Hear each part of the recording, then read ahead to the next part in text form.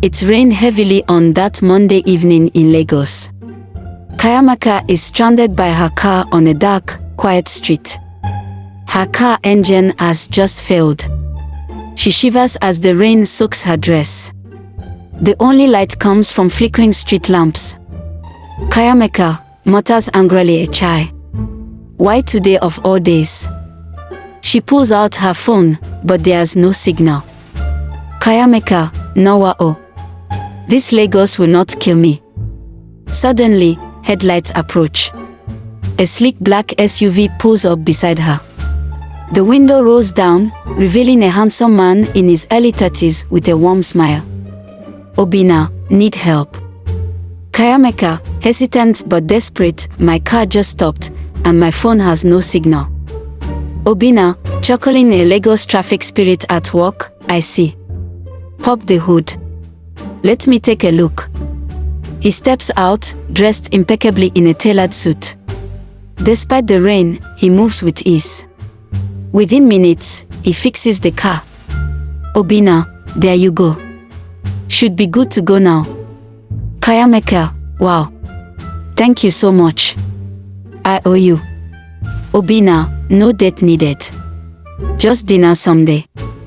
They exchange smiles, and despite the rain, there's an undeniable spark.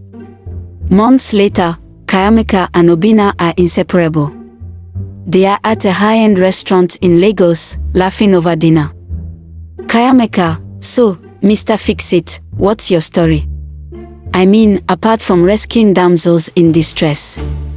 Obinna, grinning, "I run a logistics company. But saving beautiful women is my side hustle." Chiamaka, playfully rolling her eyes, "Smooth talker."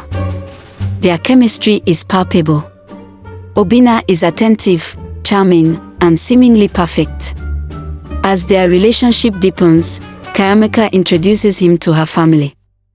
Chiamaka's family home is located in the eastern state of Nigeria. Her mother, Mama Chiamaka, is a stern but loving woman in her 60s. Obinna seems like a good man. But when are we meeting his people? Mama Chiamaka asked her daughter. "Mama, he's busy with work.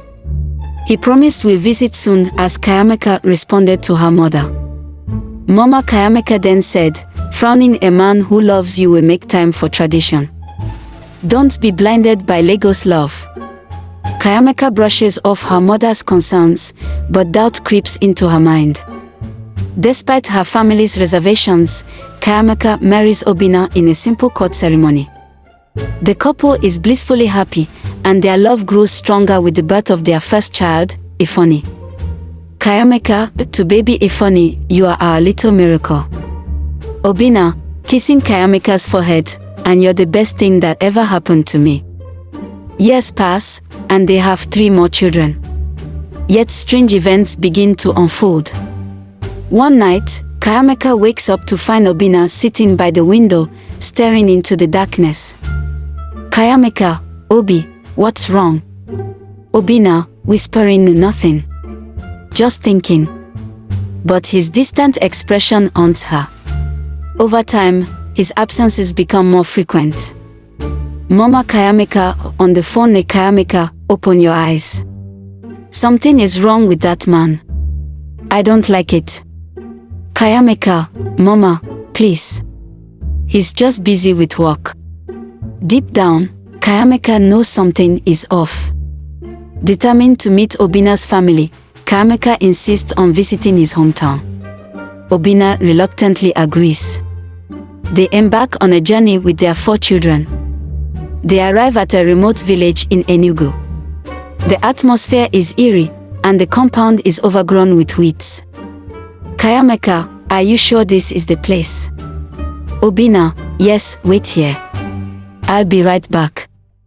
As he stepped forward, pretending to ease himself from the other end of the road while Chiamaka waited with their kids outside the house. Hours pass, and he doesn't return.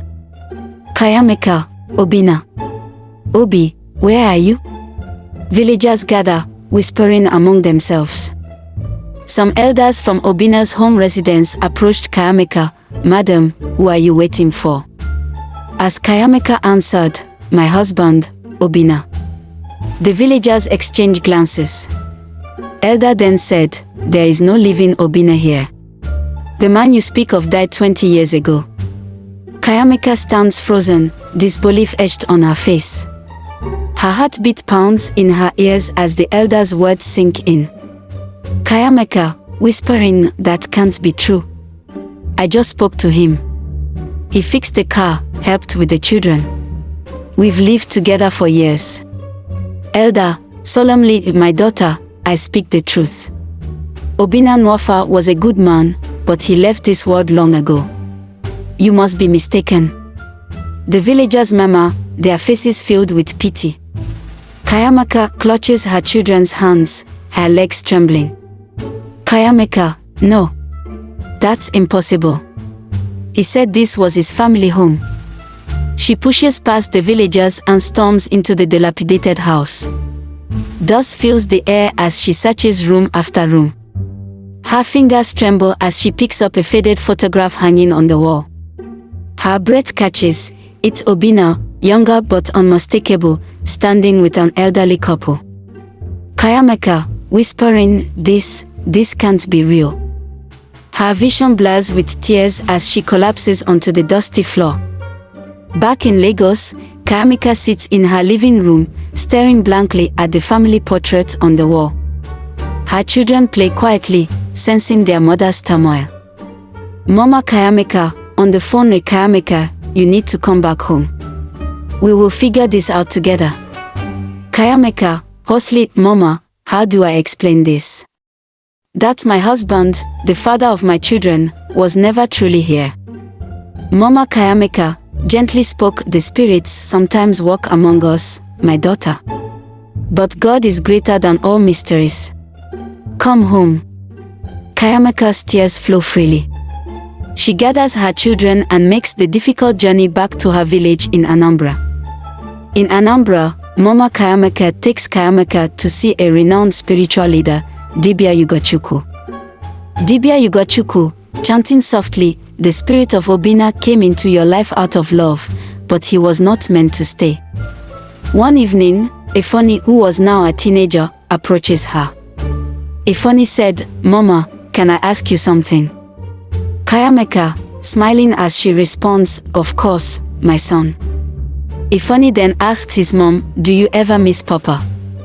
Chiamaka's heart aches, but she maintains her composure. Chiamaka added, "Every day, I miss your father. But do you know what I see when I look at you and your siblings?" Ifoni, curious, asked, "What?" "I see his love. And that love will always be with us." As Ifoni hugs her tightly. One night, Chiamaka dreams of Obinna. He stands in a field of light, his face serene. "Obinna, thank you for everything, Chiamaka. You gave me a second chance at love." Chiamaka tearfully asked, "Why did you leave us?" As Obinna responded, "It was my time. But you have always been stronger than you know. I will always watch over you." As he fades into the light, Chiamaka wakes up with a sense of peace.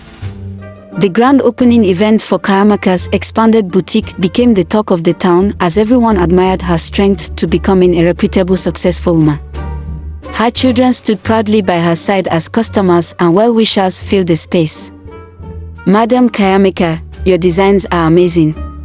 You're truly an inspiration," one of the customers said as she walked up to Chiamaka. With a smiling, warmly response, Chiamaka said, "Thank you so much." As the event continues, Chiamaka's heart swells with pride. She has overcome unimaginable challenges and emerged stronger. Chiamaka's true life story teaches us love transcends life and death. As she left behind a legacy of strength, resilience, and a heart full of love. Chiamaka and her children stood together as a symbol of triumph over adversity.